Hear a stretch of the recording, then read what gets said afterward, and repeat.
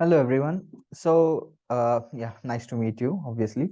So in the last video, means the video which I had previously uploaded, in that video actually I was trying to cover, see, firstly again let me explain a little bit. This is a chess series I'm just taking, at least until everybody ends the basic things in chess. Like, you should be able to know the rules, you must be able to know some of the important things, like how you have to checkmate with few pieces, like how to checkmate with one queen, with one rook, two rooks, bishops, something like that. Okay, so these things I'm just going to cover in that. So my opinion is, like, whoever is watching through my channel, that person must be able to at least play chess in a good way. And obviously later on, means this series will go on until I cover very important things in chess. And after that I'll be ending the series, and then I'm just going to start with the important things. Like, important things means we will be like we will start enjoying the chess game. For example, we will start playing some games. Maybe I'll explain some of the games which I have played, and we can try to analyze some of the games. We will try to explain, means we will try to just learn some of the important end game things, middle game things, opening things. So whatever I have, like whatever knowledge I have regarding the chess, I'll try to deliver it. And obviously I always say in every video that I'm not the best chess person or chess player, but yeah, means at least I can just try to deliver whatever I'm having idea. So let's start.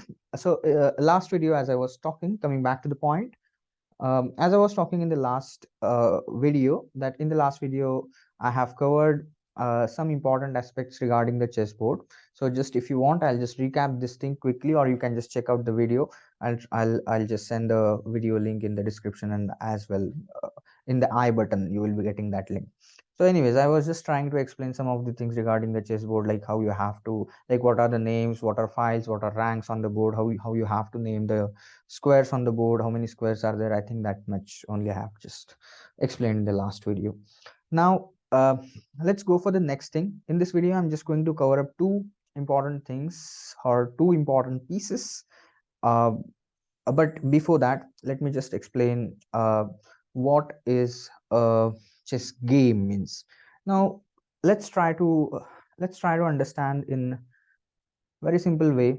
Let me arrange the pieces here first of all, and then I'll be explaining what you have to do in chess game.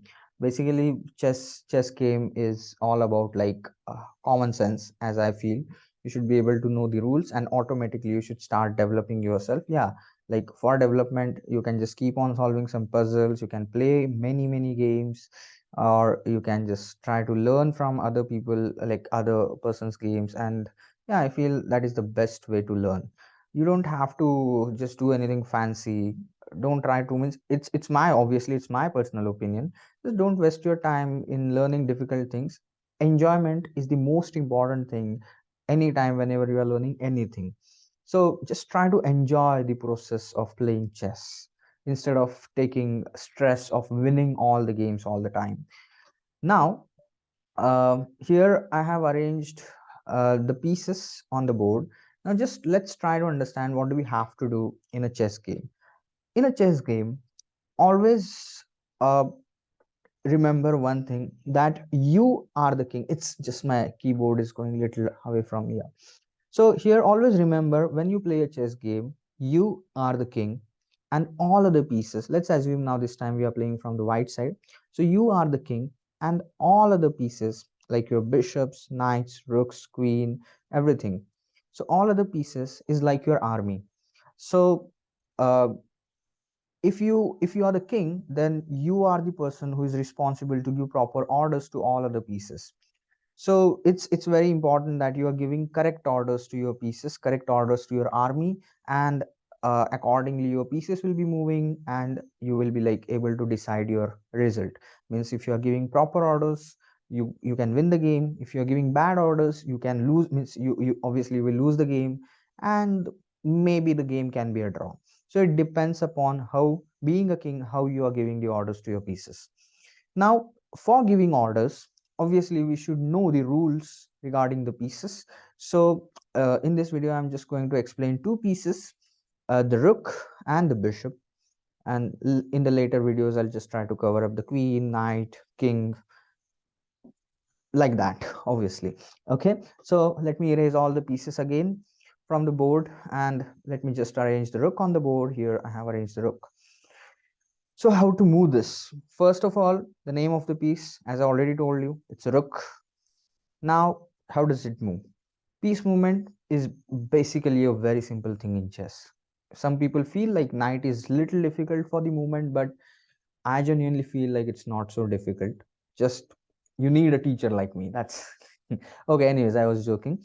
So yeah, the rook. So how does the rook move? The rook moves just in plus sign. So rook can go up, down, right, and left. That's it. This is how the rook moves. Means if the rook is standing on the d4, the rook can go everywhere where I'm showing the arrows right now. Now let's try to solve. Like if you want, I'll just show you from again one more option. Suppose the rook is standing here, then it can go up, down, right, and left. Just plus sign. This is a plus sign. This is how the rook moves. And uh, obviously if you just want to move the rook, then consider the rook is standing at the center of the plus sign, and the rook will be moving on up, down, right, left.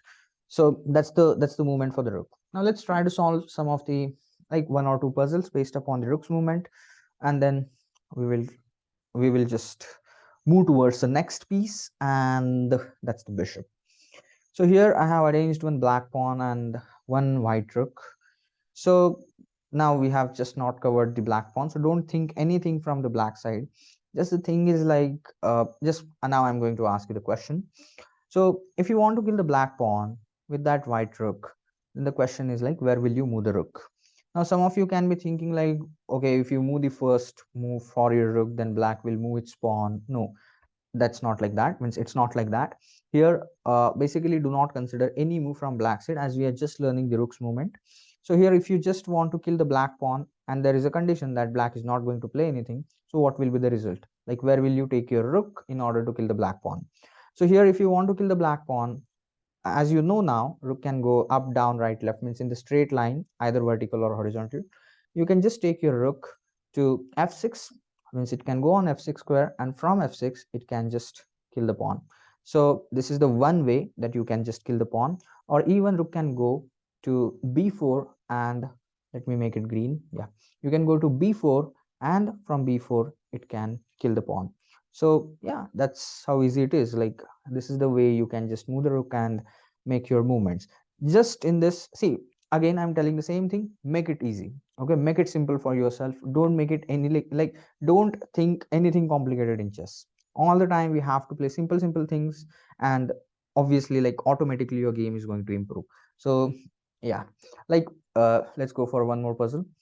I'll change the position for both the pieces now. Suppose the rook is here, black pawn is here, and if you want to kill the black pawn with the rook, and the condition is same that black is not going to play anything, so where will you take your rook? So here in this position you can just take your rook to g2, and from g2 it can kill the pawn, obviously in the horizontal line. Now you know the movement. I'm not going to repeat this. This is very simple thing.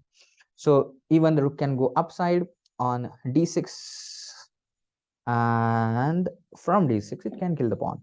So yeah, I think that's over for the rook. Now let's go for the next piece. Next piece, sorry, it's like I'm talking a lot continuously. And yeah, I'm arranging the next piece here. Next piece is the bishop. And yeah, first of all I should tell you the movement.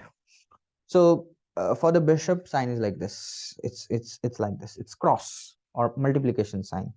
So basically if the bishop is standing on this square on the d4, then bishop can move like this. So this is the movement for the bishop. So just consider your bishop at the center of the cross sign or multiplication sign. I think yeah, these are the only two signs I can remember. Yeah, so cross sign or multiplication sign, if you know, then you know the bishop's movement. So basically if the bishop is standing on the d4 square, it can go in all the lines or all in all the squares where the green lines are going. So yeah, that's the way you can just move your bishop. And just one thing I want to tell you, that when you are making arrows or diagonals for the bishop, make it sure that you are doing the diagonals or thinking about the diagonals perfectly. Okay, so here like this, if you are moving the bishop and if you are drawing the diagonal like this, obviously it's a wrong thing. So just one thing, if I want to add up in the bishop's movement, then I can just tell you one thing, that here, if your bishop is standing in the dark color square or in the black color square or in the brown in this condition, then it will always go in the brown colors. It will never go in the white color. So while making the diagonals, be precise, don't be wrong.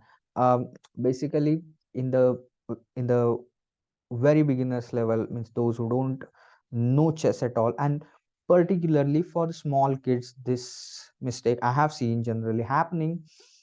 Yeah, obviously for some people like who are not kids, they will be understanding this thing, right? So yeah, so here I think that's it for the bishop. Now let's do one or two puzzles for the bishop's movement. Here, let me change the position for this piece. Suppose the bishop is on the b4 and there is one pawn standing on the f4, and if you want to kill the black pawn with your bishop, then where will you take your bishop? And obviously black is not going to move its pawn, so just move two moves for your bishop. And where will you move your bishop so that you can kill the black pawn? So here, yeah, you can just take your bishop to d2, and from d2 it can kill the pawn, or you can take your bishop to d6, and from d6 you can just kill the pawn. So that's the way you can just move your bishop and kill it. Obviously it's not a rook, it's not going to kill it like this. That's not, sorry, it, yeah, it's not going to happen like this. It will not work. So bishop needs to move in diagonals. Either the bishop can go to d2 to kill the black pawn, or bishop can go to d6 to kill the black pawn. That's the way you can just move your bishop. Now I'll just change the position for the bishop. Okay, I'll just move it here. If you want to kill the black pawn again, where will you take your bishop? Now, again, answer is simple. Move the bishop diagonally in this square. Now, from the h means you can just take it to h4, and from h4 it can kill the pawn, or you can just take it to c3, and from c3 it can kill the pawn. I hope you could understand the bishop's movement, and that's it. Like, if you want me to add up one thing, then you can just try to solve this puzzle. Now the question is, where will you take your bishop in order to kill the black pawn? Obviously, like, it's not possible here, because your bishop is standing in the dark color square or in the brown color square, and the black pawn is standing in the light color square or in the white color square. So it's not possible to kill that pawn with the bishop, as it's not allowed for the bishop to change the color. Change the color means it can't travel in the opposite color square. So that's the thing about the bishop. So in this video, uh, I have tried telling you how to move the rook, how to move the bishop, and yeah, in the next video I'll just try to tell you the next piece, that is the queen and the knight. Yeah, so I'll be telling you the queen, knight. If possible, I'll just finish the king as well, but I don't know. I just try to keep the videos little bit lesser with the time, as some people don't watch the entire video. So yeah, that's the reason I just keep it small, and I just try to cover easy concepts quickly. I don't want to waste time in these simple things. We can just try to give little more times for some difficult things which we will be learning later on. But yeah, at least this is simple. Like, castling will be taking little time, and end pass can be taking little more time in the rules. Maybe like video will be a little bit lengthy for that. Anyway, so that's it for this in this video, and we will be meeting again in the next video. So bye bye, have a nice day, and we'll meet you again.